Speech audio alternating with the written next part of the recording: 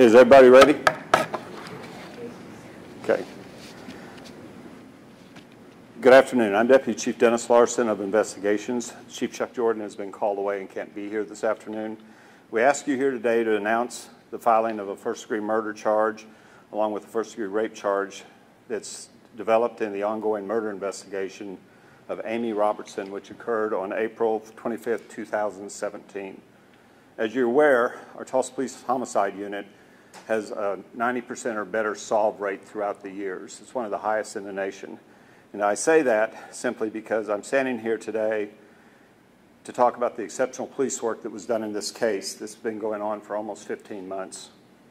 On Tuesday morning, April 25th, 2017, Amy Robertson was found dead. Her body was left in a dumpster behind a restaurant located in the 2100 block of East 3rd Street. When the homicide occurred, Detective Jason White, one of our most tenacious homicide detectives, was assigned the case. Detective White has continued the investigation for the last 14 months when Detective Liz Egan, our Special Victims Unit, in 2017 solved a rape investigation in which the suspect had severely beaten the victim. During this investigation, the victim of the sexual assault made statements that Detective Egan believed may have involved him in the homicide of Amy Robertson.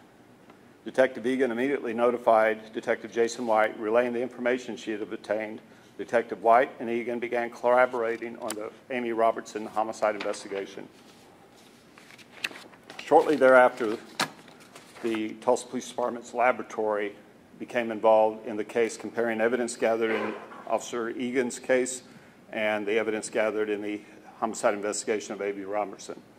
This case led the investigators to look at the suspect's previous history as far away as the state of Wisconsin. Detective White continues to collaborate with state agencies outside the state of Oklahoma, conducting interviews with former associates and family of the suspect living in Wisconsin. Homicide Detective Jason White today presented a case to the District Attorney's Office, Steve Kunzweiler, and Assistant District Attorney Kenny Elmore. They found sufficient probable cause to believe the suspect, Dennis John Kurtz, aka Dennis Vargas, committed the crimes of first-degree rape and first-degree murder, and a felony warrant was issued for his arrest in the homicide of Amy Robertson. The suspect is currently serving an 8-year sentence for his conviction in a 2017 race case filed by Detective Egan. This is just one example of how our specialty units within the Tulsa Police Department on a day-to-day basis liaison with each other.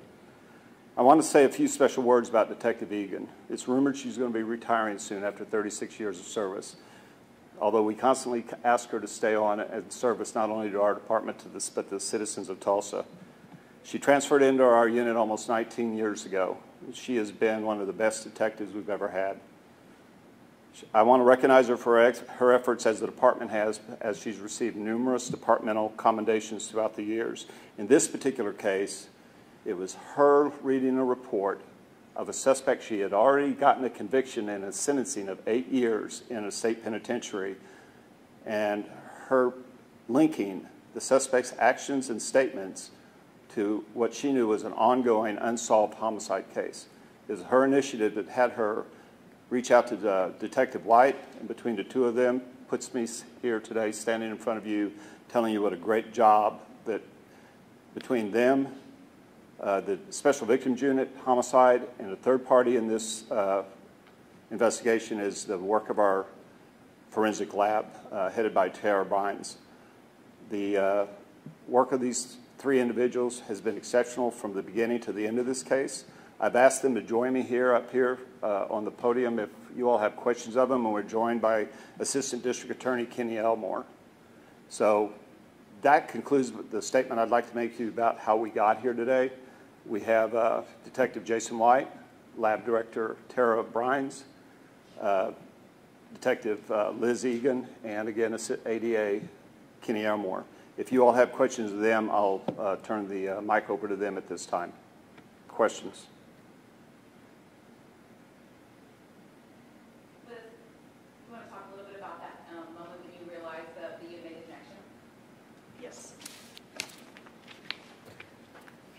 Deputy Chief Larson said this was a collaborative effort between the Tulsa Police Department Special Victims Unit and homicide.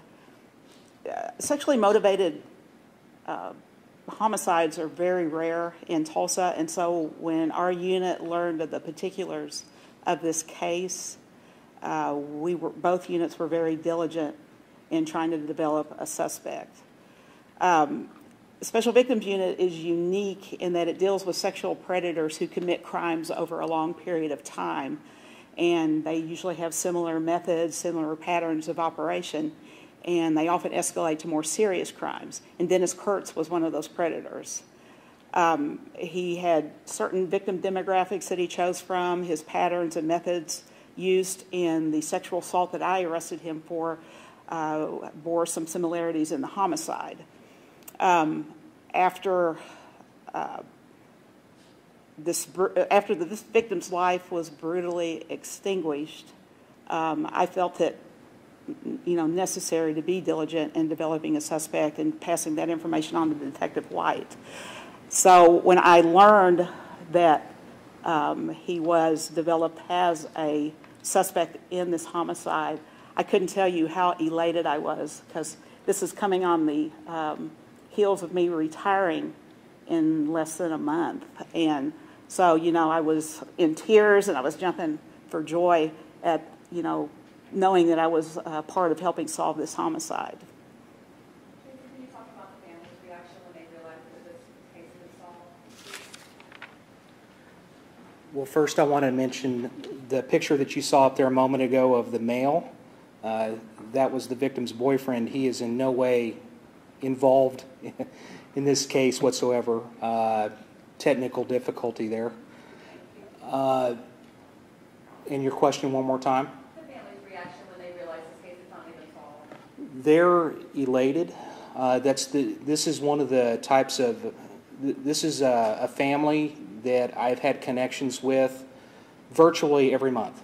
Her father calls me every month to check for the status on this particular case, and he's a good person. Amy had children that are, I think she's got grandkids that don't necessarily live here. There are other places in the country, and as with any one of these cases, we try to bring peace to the family, and this is one of those type of cases that definitely was an ugly type of a murder for our city.